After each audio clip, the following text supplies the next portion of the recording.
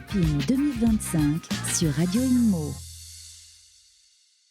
Bonjour Valérie Létard. Bonjour et merci de m'accueillir sur votre plateau. Merci vraiment d'être avec nous. Alors je sais que vous avez, et pour cause, un calendrier contraint. Vous êtes ministre, donc forcément vous avez un agenda de ministre.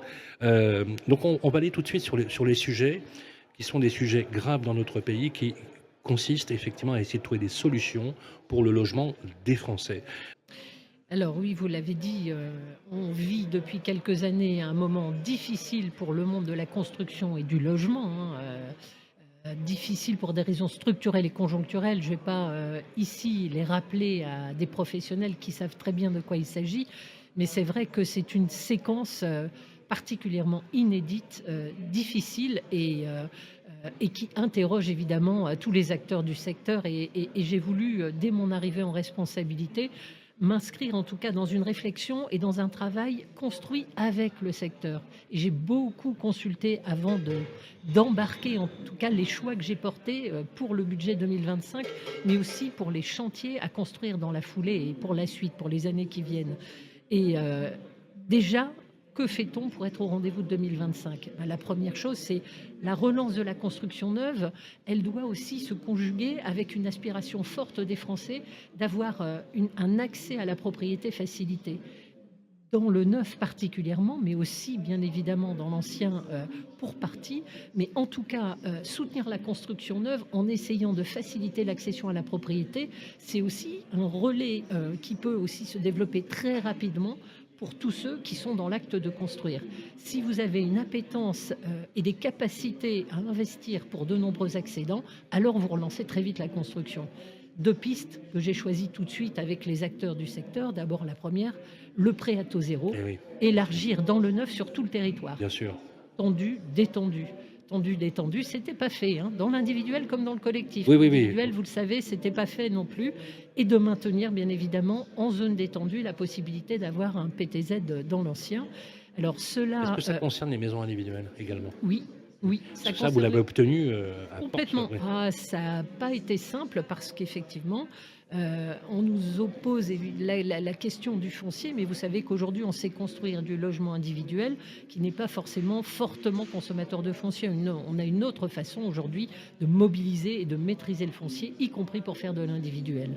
Ce qui était important pour moi aussi, c'était de me battre sur un autre sujet qui est connexe au prêt à taux zéro. Si vous défendez le prêt à taux zéro, mais que vous n'êtes pas sensible à éviter que l'augmentation des DMTO impacte les primo-accédants, le bénéfice de l'un est annulé par l'impact de l'autre. Et je me suis battue pour qu'on ne rentre pas dans l'augmentation des DMTO, c'est-à-dire des frais de notaire, pour les primo-accédants, ce qui permet d'avoir le bénéfice maximal de cet accès au prêt à taux zéro. Le deuxième volet, vous le savez, qui était important, c'est comment encourager l'accélération de la transmission entre générations.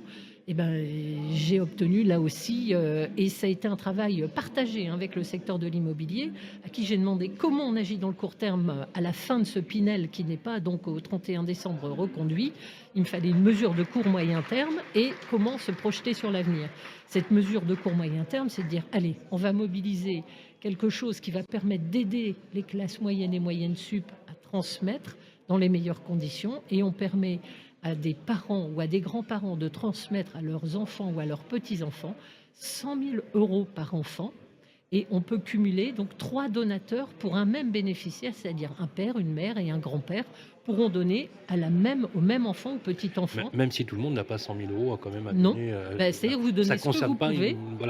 Ça concerne concerne quand même, à mon avis, une part significative des classes moyennes et moyennes sup, et ça va compléter les forfaits pour le PTZ bien sûr. et pour les ménages modestes. Prêt à taux zéro, impact aussi sur les classes moyennes sup. Ces donations vont permettre, sans payer droit de mutation de frais maîtrisé, de donation, sans frais de succession, vous allez avoir donc, et cette mesure, elle est conjoncturelle, c'est jusque fin 2026. Donc ça encourage tous ceux qui veulent transmettre plus vite à le faire dans les meilleurs délais, et donc à accélérer une capacité à amener de la production de logements neufs. C'est pour accéder à une résidence principale dans le neuf, ou vous pouvez investir dans du locatif neuf. Donc vous voyez bien que ça aura une C'est très tendance clair. quand même à avancer rapidement sur le sujet. Ça ne purge pas la question effectivement de l'investissement privé, mais je pense qu'on y reviendra On y peut-être tout reviendra à bien l'heure. sûr. Mais donc vous voyez bien le paquet des trois, c'est-à-dire la primo-accession n'est pas impactée par les augmentations de DMTO, le PTZ pour les ménages modestes et pour les classes moyennes, moyennes Absolument. sup. Voilà un ensemble qui Voilà. permet d'aider nos ménages français, mais aussi d'aider la promotion et l'investissement. Ça va relancer, puisque vous le savez, le marché s'est rétréci par deux. Bien Ça va sûr. aider bien sûr les promoteurs, puisqu'il y a aussi une chaîne de valeur avec des emplois, bien évidemment. Autre volet, le logement social, parce que la production de logements sociaux doit être aussi le moteur de la reprise économique. Hein, vous l'avez également dit, à la fin de l'année 2024, vous avez poussé une baisse. Alors là, franchement, on a tous été épatés, Mmh. parce que vous êtes attaqué à un totem. C'est ça. C'est un totem, hein, Mmh. faut être très clair. La réduction du loyer de solidarité. Alors, bien évidemment, on a fait une estimation à la rédaction. On s'est dit, bon, 200 millions d'euros donc, de baisse de la RLS, ça permet quand même 7500 logements Mais bien nouveaux. sûr. Et Je veux dire, mais c'est pas neutre. bien Et, sûr. et vous Mmh. avez cassé finalement Mmh. cette peut-être idéologie, ce Mmh. dogme ou ce totem. C'est peut-être le début. Et je sais, et vous l'avez dit, que vous n'y étiez pas favorable au départ Mmh. à la RLS. Mmh. Donc finalement, vous êtes ministre, Mmh. vous y attaquez. Est-ce J'ai qu'on peut essayé d'être espérer que ça va cohérente. progresser? J'ai essayé d'être cohérente avec les convictions qui m'ont Vous toujours l'avez dit, animée. hein? Et aussi parce que ça a été le reflet des aspirations du secteur du logement et du logement social. Je veux dire, là-dessus, j'ai même été soutenue par Éric Lombard, qui est un fin connaisseur du monde du Bien logement sûr, social, bien sûr. évidemment, et qui m'a soutenue dans la démarche parce qu'il sait très bien que s'il y a une époque où certains bailleurs sociaux qui étaient appelés dodus dormants, depuis 2017, avec des ponctions annuelles d'1,3 milliard sur les fonds propres des bailleurs, ça finit par être une attrition de leur capacité en fonds Absolument. propres et donc à agir en même temps sur la rénovation thermique des logements sociaux et sur la construction de nouveaux logements sociaux. Et donc, il fallait regarder non pas comment mettre fin à 1,3 milliard dans un moment où on a besoin de crédit, mais ouvrir quand même cette capacité à rendre des fonds propres aux bailleurs sociaux pour aller mobiliser les prêts avec le taux du livret A à 2,4, là aussi sur lequel j'ai pu compter sur Éric Lombard pour le porter au curseur le plus attractif, en tout cas le plus intéressant pour les bailleurs. Bien sûr. C'est 850 millions de liquidités. Et n'oubliez pas aussi que normalement, moi quand je suis arrivée, le projet de budget prévoyait aussi une indexation de 140 millions de la RLS. C'est-à-dire que ce n'était pas 200, mais 340. En fait, la réduction que j'ai obtenue. 340 millions, les 850, tout ça m'a permis de signer en bas de la feuille avec le monde du logement social, avec MMACOS et toutes les fédérations de bailleurs sociaux, eh bien, un accord sur un engagement des bailleurs à atteindre 100 000 agréments dans le neuf, plus 16 000 logements neufs dans le cadre de l'ANRU, 116 000 agréments neufs engagés sur l'année 2025. Hein. Alors on va dire mars 2025, mars 2026, Oui, tout oui, est bien un sûr, peu bien décalé. sûr, Hein. bien sûr. Et parallèlement, 120 à 130 000 rénovations thermiques. Donc c'est quand même une ambition forte sur laquelle il va falloir aussi qu'un acteur soit mobilisé. Et c'est un autre volet qu'on abordera peut-être après, c'est comment encourager les maires à Justement. autoriser effectivement de la construction de logements sociaux et de la production de logements en accélérant effectivement cette intention et cette ambition.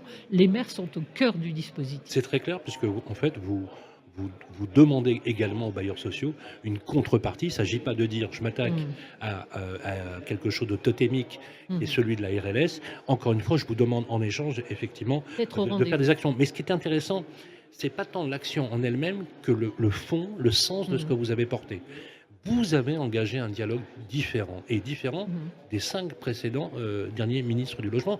Je mets peut-être un peu à part Julien de Normandie qui avait une écoute extrêmement intéressante du temps de Jacques Mézard lorsqu'il avait pris ses fonctions. On avait beaucoup travaillé sur ce sujet. Autre sujet également, la régénération urbaine, enjeu majeur. Alors, je ne vais pas vous refaire ce que vous a dit Bourdin sur Sud Radio ou d'autres sur, bien évidemment, les problématiques de DPE. On sait aujourd'hui qu'il y a un vrai sujet sur le diagnostic de performance énergétique, que le coût de l'énergie est un enjeu majeur. Non, je voudrais qu'on le prenne sous le côté de la régénération, c'est-à-dire il y a 173 millions de mètres carrés en France. Il y a la place de l'immobilier qui a publié une étude sur le gâchis du mètre carré, la transformation sur l'empreinte au sol des bureaux en logement. Question, est-ce que on est capable d'y arriver, Madame la Ministre, aujourd'hui, en l'état. Est-ce que vous dites, il va falloir de toute façon aller vers une massification, peut-être, voire même une industrialisation de la transformation de logements en bureaux? Que faut-il faire pour accélérer les choses? Je sais que vous y êtes extrêmement sensible. Oui, bien sûr.